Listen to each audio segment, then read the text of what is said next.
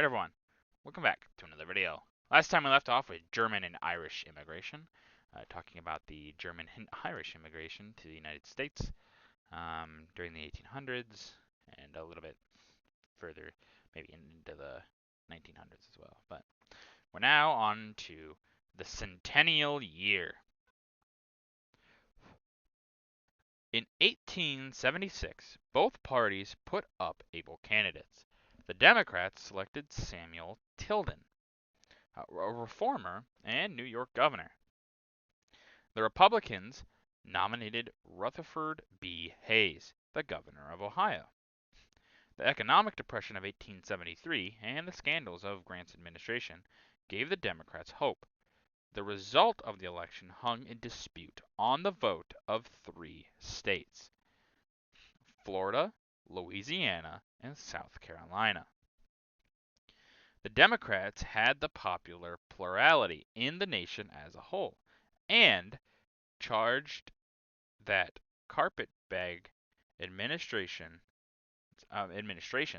in these states were falsifying the returns. The Republicans retorted that the Klan, and if you know anything, you know who the Klan is. I can't say the whole name. YouTube will definitely hit me. And I can't say this next word, but act of terror. I'll say that. Maybe that'll get around it. That Klan act of terror had prevented many reformer slaves from casting their lawful votes.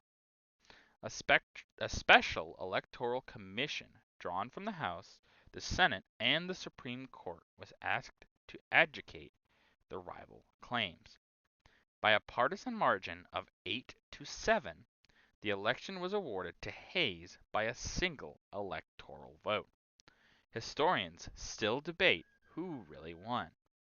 Hayes removed federal troops from the parts of the South where they were still stationed.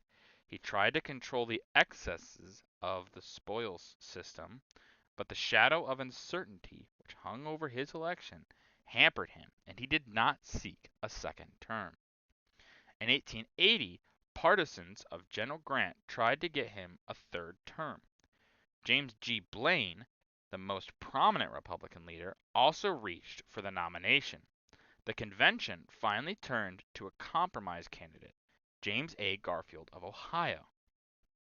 The Democrats nominated General Scott Hancock, a Union officer but personally popular in the South. Garfield was elected but was shot by a disappointed office seeker, and Vice President Chester A. Arthur became president. 4 years later, the Democrats had their first post-war presidential success. They nominated Grover Cleveland, the governor of New York, a reformer and an opponent of Tammany Hall, the New York City political machine.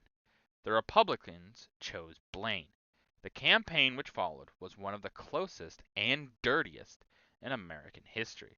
Since the parties had no clear issue between them, the struggle turned on personalities.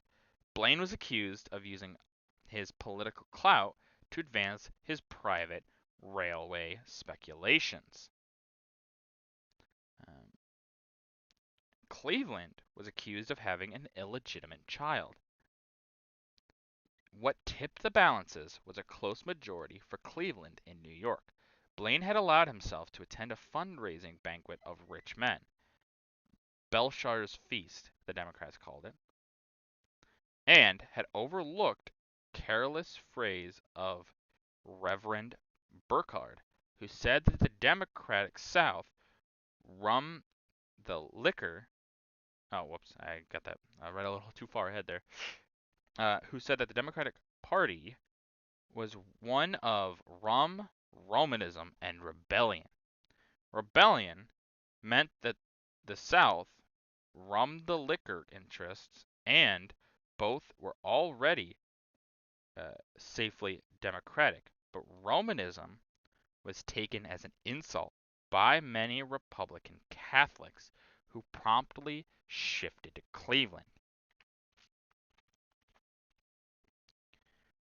Cleveland tried to curb the rush for political spoils and vetoed many private pension bills, which he considered unwarranted. He ran the election of 1888 on the tariff issue, favoring a tariff for revenue only, while his opponent, Benjamin Harrison, the grandson of old Tippecanoe, championed protection. Harrison won a single term, but was defeated by Cleveland in 1892. During the whole period from 1876 to 1892 inclusive, the two parties were of approximate strength. Both were essentially conservative, so radical discontent had to find embodiment in third party movements. Chief among these was the People's Party, commonly called the Populist, strongest in the grain growing prairie states. To explain it, we must consider the economic conditions of the area. So, we'll get into that tomorrow, which is the day of the cowboy for a little extra early view. But yeah, they talk about a lot of kind of go over a lot of history here. Um, but Rutherford B. Hayes, otherwise known as Rutherford Fraud, a lot of people call him that because a lot of people think there was some fraud involved. But he becomes president, and a lot of people look bad on him because he ended Reconstruction. But I'm just gonna be honest, guys. Every president that got elected there was going to end Reconstruction. Even potentially Grant would have ended it. And no, it was not popular. Nobody wanted it anymore. It just kind of, in all intents and purposes, and in the eyes of many of the American people, it was over. So it doesn't matter who it was, if it was Rutherford or really anyone at this point. Uh, it it was gonna go that way. But he tries still. He tries to be a good president, but doesn't quite work out. And one sad thing really is we get the James A. Garfield as president. Probably one of the smartest presidents we've ever had. Guy was a genius. If you can ever look up stuff about him, he could write two different languages, one in each hand. Um, Knew a bunch of different languages. Was really, really smart guy. Could have been a pretty good president, but obviously he gets killed by this guy who has it in his mind that he was offered a job. He wasn't, but he believed he was. That's why he shoots him. And just unfortunate, really. He could have been a really good president. It would have been interesting. But um, then we have a little bit later, we get Grover Cleveland. Before the recent election of a re-election of Donald Trump, Grover Cleveland was the only president to be elected, lose, and then elected again. So two terms, but not back to back. He was the only president to ever have done that. Now there's two of them, which is him and Donald Trump. Very interesting, really. It's weird to think that it's only happened twice. Um, it almost happened a third time. Actually, a little weirdly, the third time. Theodore Roosevelt ran for a third term non-consensually, so or not consensually, but consecutively. Um, and he didn't win, but that would have been another example of it. But he didn't win, and that would have been a little weirder because it was a third term, two back-to-back terms, and then a third out of order. But could have been a little interesting, I guess. But Grover Cleveland, he really does try his best. He gets hampered by a lot of things. That's why his presidency's not looked as good. Really unfortunate. He did try, but you can only do so much, right? And then we get then we get Benjamin Harrison, the grandson of old Tippecanoe. But he didn't do that good either. Nobody was really going to do good at this point. It was a lot of back and forth. Um, and realistically, was anyone going to win? Probably not. Now we'll get into the pictures. Anyone going to win that previously had been president, I should say. At the picture here is a photograph of the Republican National Convention in Chicago on the 2nd of June, 1880. Yeah, look at the... Whew, really nice, right? I love old pictures like this. You get to really see A lot of these people from long, long ago, you know.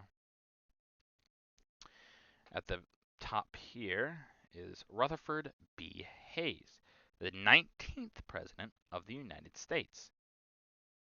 And right here is Samuel J. Tilden, who lost to Hayes in the disputed election. And so you got Rutherford, and Tilden. Tilden, interesting guy. He was pretty popular. Would have been interesting if he had become president, just to see maybe what the differences would have been. But either way, if him or obviously like who we did get, Rutherford, either one was going to end Reconstruction. How they ended it, maybe a little too different, but below here is James A. Garfield, the 20th President of the United States, was shot in Washington, D.C. the 2nd of July, 1881, and died of his wounds the 19th of September. This etching from Frank Leslie Illustrated Newspaper on the 16th of July, 1881, before the caption, Washington, D.C., the attack on the President's life. Mrs. Smith supporting the President while awaiting the arrival of the ambulance. I have to say it in that voice, you know. Garfield is even more of a sad story than I originally had said. Garfield died because the doctors kept prodding and poking at his wounds. If they had just left the bullet, they had not done anything, just, you know, put a not band-aid, but, you know, stitch it up, close it up, and just left it, he probably would have been fine. But because of the medical practices of the time and certain things like that, they go digging around in him, and it eventually leads to infection and all this other things, and that's why he ends up dying. And it's so unfortunate too, because like I said, he would have been a great president, but like, just so unfortunate, you know. He would have lived the bullet. The bullet, it was not in a dangerous spot. It was relatively fine. They could have just left it, but instead they do all this, and leads to infection, and then he dies. Just awful. And at the opposite here is the National Democratic Charter for 1876. So, man, you know, you don't do stuff like this anymore, and you kind of wish they did, man. That looks so nice. Yeah, you got Samuel Tilden and Thomas A. Hendricks? Yeah, Hendricks. Would have been interesting. You can see down here, they have the platform, although the writing is so tiny, any reading of it would have been a little difficult.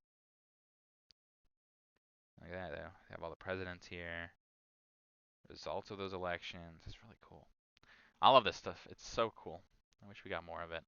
We don't really anymore. But that's going to do it for this video. If you guys liked the video, leave a like. If you have any ways I can improve these videos, leave a comment down below. I always appreciate feedback. And as always, subscribe. It really does help out the channel. Thank you.